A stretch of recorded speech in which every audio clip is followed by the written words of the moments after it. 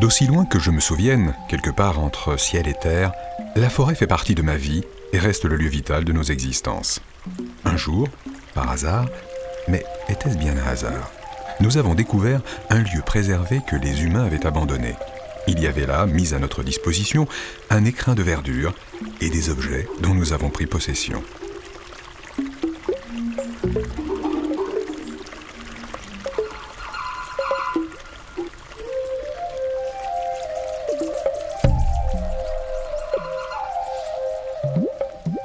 Mon nom est Yaoundé, et je suis celui que vous appelez gorille, un gorille des plaines.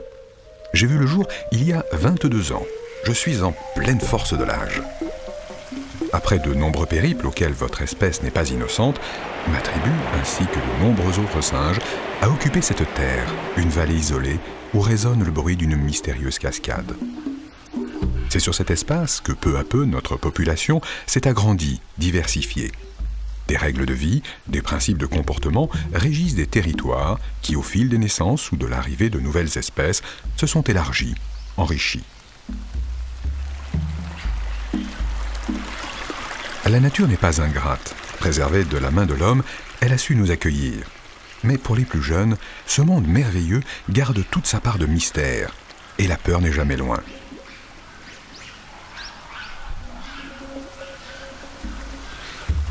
Seule l'imagination de Nephthys et Malek, deux jeunes magots, peut transformer ce poisson en monstre marin. Des cours d'eau, des plantations ont permis à chaque tribu de délimiter des territoires. Et c'est ainsi que nous avons pu prospérer dans ce lieu, celui que vous appelez la vallée des singes.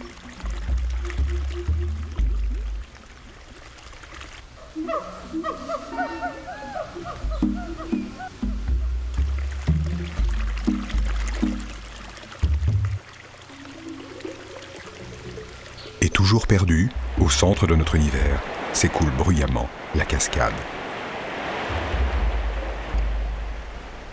Venues de 3 continents, l'Afrique, l'Amérique latine et l'Asie, 30 espèces vivent ici en parfaite sérénité.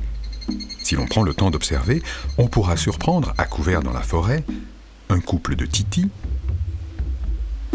un siamang, le plus grand des gibbons, marcher prudemment sur une branche, un ouistiti à pinceau, curieux, un singe laineux alpiniste.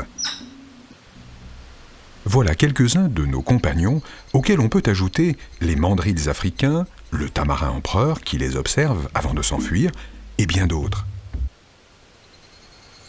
Comme Manati, le capucin brun originaire d'Amérique du Sud.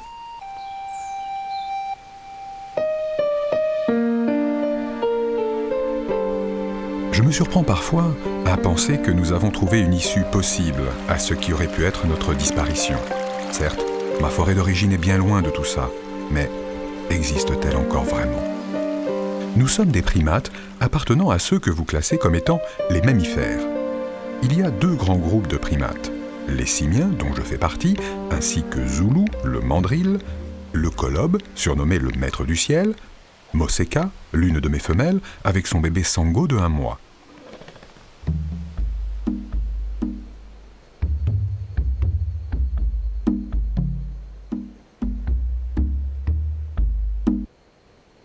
Et plus surprenant, ce ouistiti pygmée, un tout petit singe, et les primates primitifs, les prosimiens, le lémurien par exemple, qui vit traditionnellement à Madagascar.